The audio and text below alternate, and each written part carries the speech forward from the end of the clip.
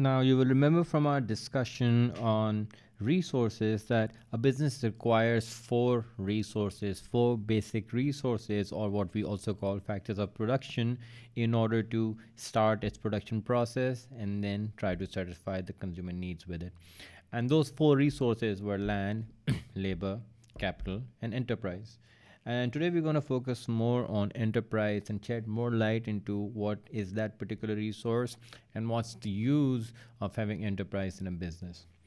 Now, whenever you hear the word enterprise, it simply means all the qualities that the person who is starting off a business should have, or even the person who is running the business should possess these particular qualities if they are to see their business reach some level of success.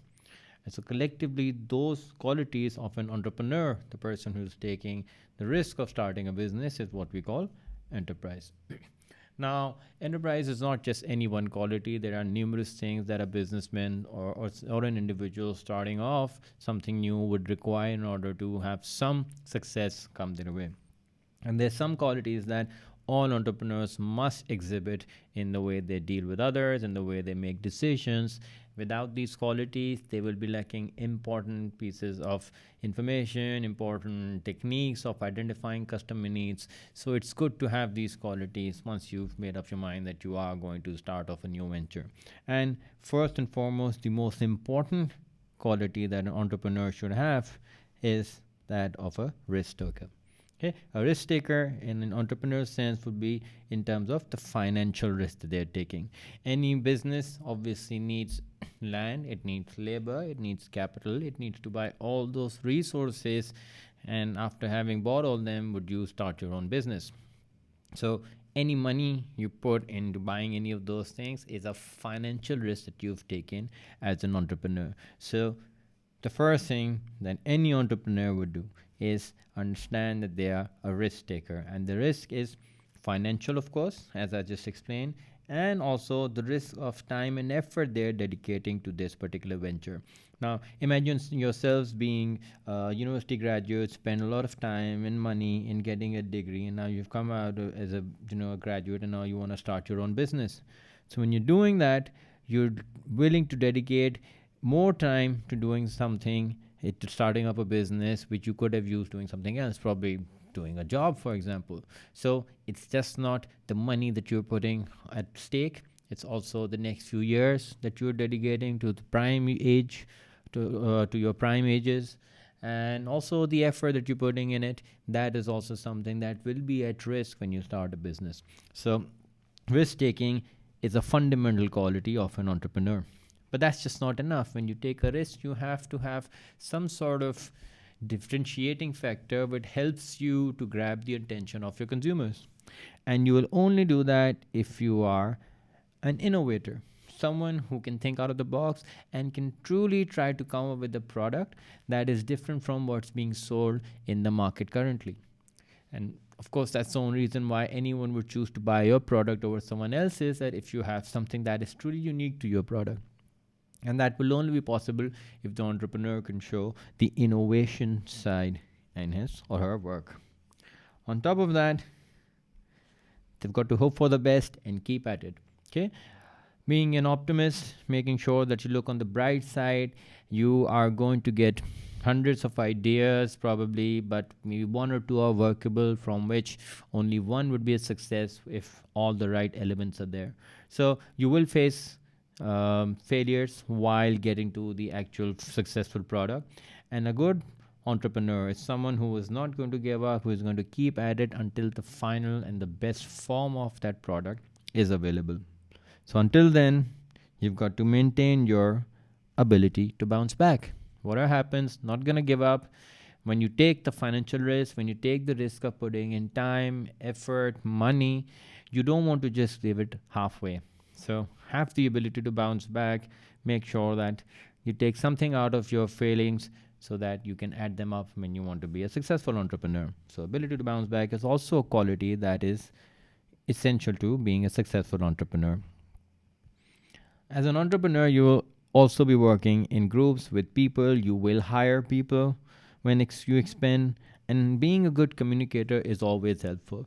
getting the right message across, setting the expectations right, understanding what the ability of your workers are, and then assigning them objectives based on those abilities is all crucial to maintaining a good working environment. So communication, and of course, doesn't just mean that you tell people what to do. You should also be a good listener. So communication is both ways. So listen in and then try to communicate with your workers as clearly and as effectively as possible. And that's just for working within the organization, right? When you're working with other employees, you will also be dealing with other people outside of the business, your customers, other suppliers who are going to provide you with raw material. So you're going to have to communicate openly with them so that you can maintain a good relationship with them. One thing, being part of a team, that you require is leadership quality. So an entrepreneur is often considered as the sharp end of the sword. It's where the all the ideas are coming from, and everybody's looking to you for motivation to get behind you, and having the art of getting people to buy into what you're saying and trying to convince them to follow your lead. That's something that an entrepreneur will require, because no one person can perform all the functions of a business by themselves. They will need excuse me, they will require help at some point, and that's where being a good leader and a good communicator is helpful. And finally, you've got to be able to charm people into working with you, buying your products, negotiate with you. So being charismatic, being able to portray yourself as someone who understands things and knows what it takes to fulfill customer needs will all be qualities that good entrepreneurs should have. Now, it's all well and good thinking what entrepreneurs can do, and once you have all of these abilities, you're ready to be an entrepreneur and everything's going to be smooth sailing. Well, that's not entirely true, because no matter how smart or how much futuristic or how innovative or how optimistic an entrepreneur is, there's certain problems that all of them would face at startup. And I just want to set some light on what some of those problems might be when you're starting off your own venture. Starting off with the first and foremost, and understandably, companies or individuals will face a lack of capital. Okay? Now, in the early days, when you are starting off a business, you have the right idea. Maybe it's a brilliant idea. But if you don't have the money to back it up, if you can't find the finance, then it's not going to be any good for you. Now, nobody's going to trust you when you're fresh, young grad out of university, trusting you with millions of rupees. So just go and do your stuff. You don't have a track record. There is nothing to show for what you would do with the money. So at the early stages, all entrepreneurs will face a lack of capital because it's difficult to convince anyone of your abilities yet. On top of that, there might be a lack of expertise. You may be trying your hand at something new and not having a complete knowledge of what it takes to run such a business will often be a problem.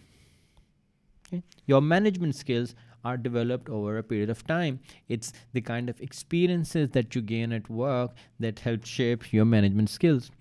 And at the early stages, when you haven't had too many experiences, when you're still learning the tricks of the trade, you will find yourself lacking in some management skills that will take some time to develop. And while those are being developed, there are some other problems that are compounding the misery. Your expenses will constantly increase. You're still using electricity, water, you still have labor, you're still buying raw materials, you're staying laying down the foundations, conducting research. All those expenses will keep piling up if you're not able to quickly find your feet. The inexperience adds to it, of course, as we discussed earlier.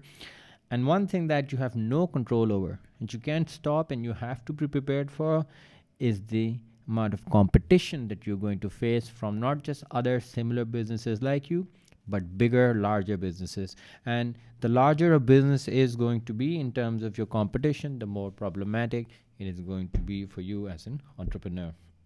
So it's a mixture of things. There are some problems that you face, but as long as an entrepreneur will possess those qualities that we discussed, being a good leader, an innovative, good communicator, and having the ability to take financial risks, That's all they need in order to take the business forward. And it forms one of the four resources or the factors of production that a business requires to conduct its business activities.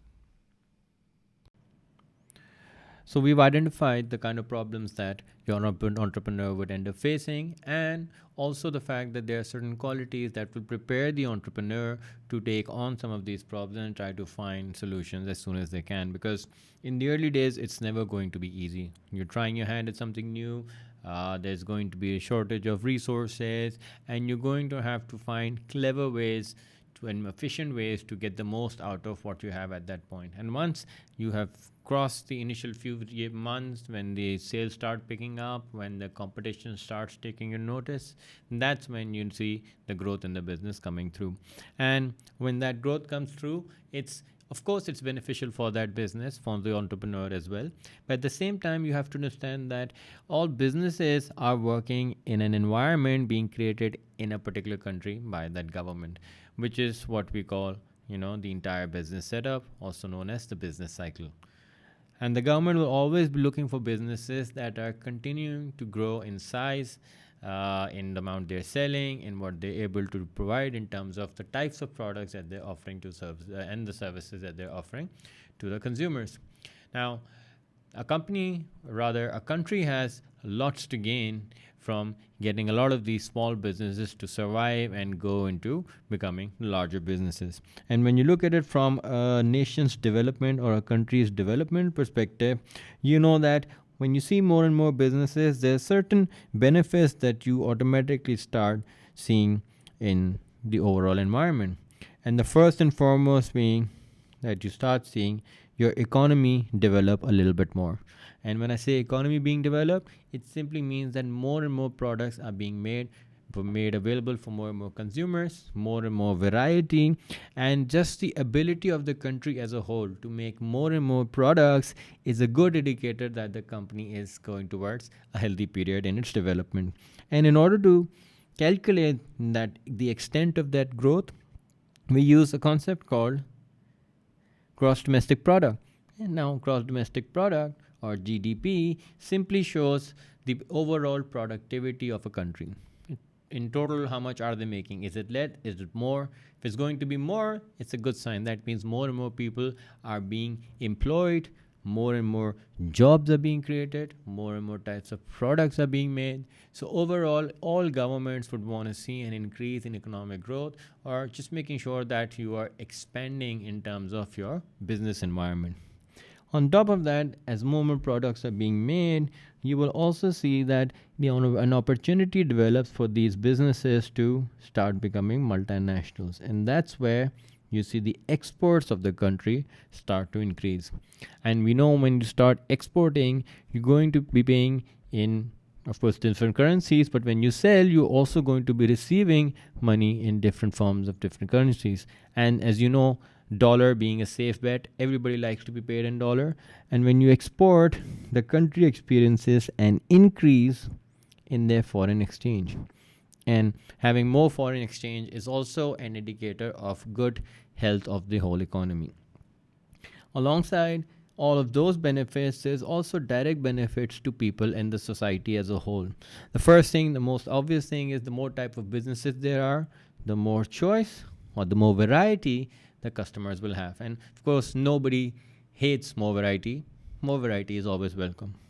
And when you see development of these products, when you see new creative products being made, innovation shown, you're going to need labor, you're going to need new skilled workforce to help you achieve those goals. And once these entrepreneurs who are setting up those businesses start to go out looking in the market, looking for new workers, they automatically provide the opportunity for jobs. So job creation is another benefit that entrepreneurs provide to the country. On top of that, as more and more people get hired, more and more workers are taken in, you start seeing an improvement in our living standards. The workers are earning more money, the consumers have better, newer, innovative products. So everybody starts feeling a little bit better about their whole lifestyle. And at the end, all these workers that have been hired, a company should never settle for what their current level of skills are, because that would only mean you're making one type of product. You'll never improve yourself.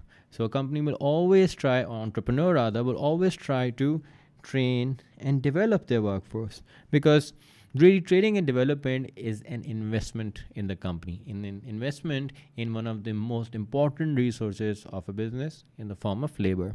So better trained and a better skilled workforce is, the better the outcome is going to be in terms of the products you're able to sell to the consumers. And because of all these reasons and more, I'm sure that you can think of, all countries would want to create an environment, or the governments of that country would want to create an environment where it's easy for new business to set up and provide all these benefits to that country.